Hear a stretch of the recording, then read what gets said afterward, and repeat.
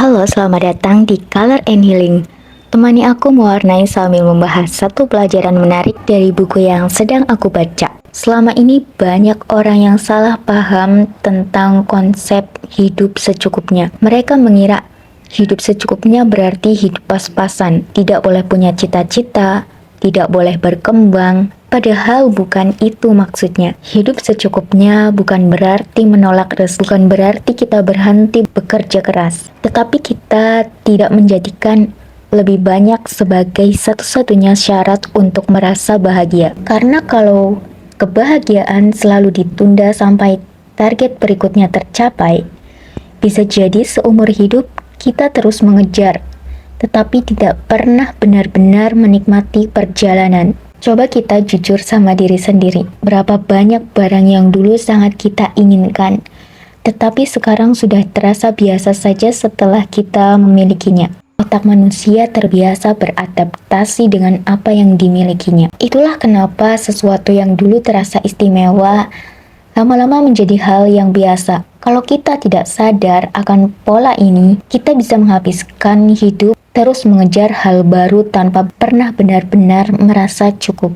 Dan yang lebih menyedihkan, kadang kita terlalu sibuk mengejar apa yang belum dimiliki sampai lupa menikmati apa yang sudah ada. Kalau dilihat dari sisi psikologi, ada teori yang cukup terkenal, yaitu hierarki kebutuhan Maslow. Maslow menjelaskan bahwa manusia memiliki beberapa tingkatan kebutuhan. Kita tentu membutuhkan kebutuhan dasar seperti makan, tempat tinggal, rasa aman, dan penghasilan yang cukup. Semua itu penting.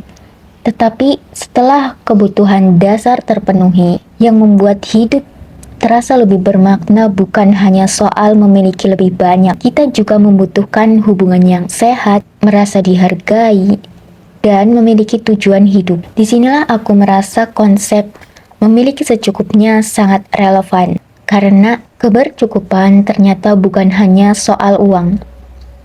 Ada kebercukupan finansial, yaitu ketika kebutuhan dasar terpenuhi dan kita tidak terus hidup dalam kecemasan soal uang.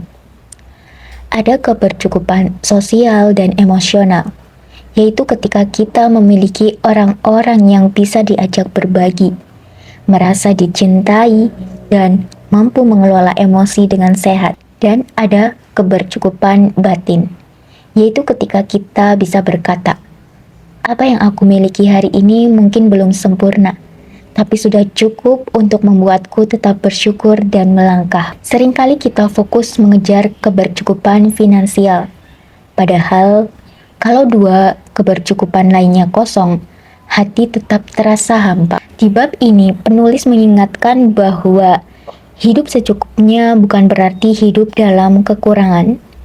Justru sebaliknya, ini adalah kemampuan untuk menemukan kebahagiaan dalam kesederhanaan, menghargai apa yang sudah dimiliki, tetapi tetap punya mimpi dan tetap bekerja keras, dan tidak juga kehilangan rasa syukur selama prosesnya berlangsung.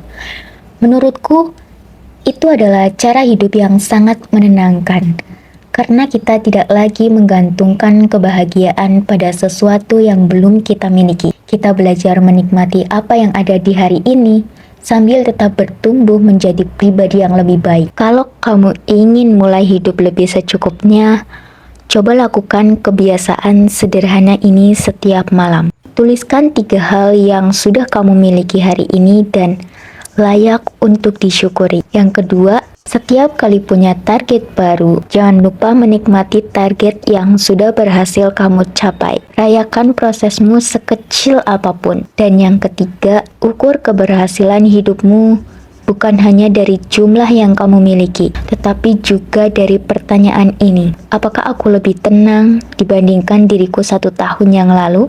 Karena menurutku ketenangan juga merupakan bentuk kekayaan. Ada satu pelajaran yang paling membekas setelah membaca bab ini. Mungkin hidup yang berlimpah bukanlah hidup yang memiliki paling banyak, melainkan hidup yang mampu menghargai apa yang sudah dimiliki tanpa berhenti bertumbuh. Karena pada akhirnya kekayaan yang paling sulit dibeli bukanlah rumah, mobil, ataupun jabatan, tetapi hati yang mampu berkata, hari ini aku sudah cukup. Kalau video ini membuatmu melihat hidup dari sudut pandang yang berbeda, jangan lupa like supaya lebih banyak orang bisa mendapatkan manfaat dari pembahasan seperti ini. Dan simpan video ini, siapa tahu suatu hari nanti ketika kamu mulai merasa hidupmu kurang karena membandingkan diri dengan orang lain, kamu bisa kembali ke video ini sebagai pengingat bahwa kebahagiaan tidak selalu datang dari memiliki lebih banyak, tetapi belajar menghargai apa yang sudah ada.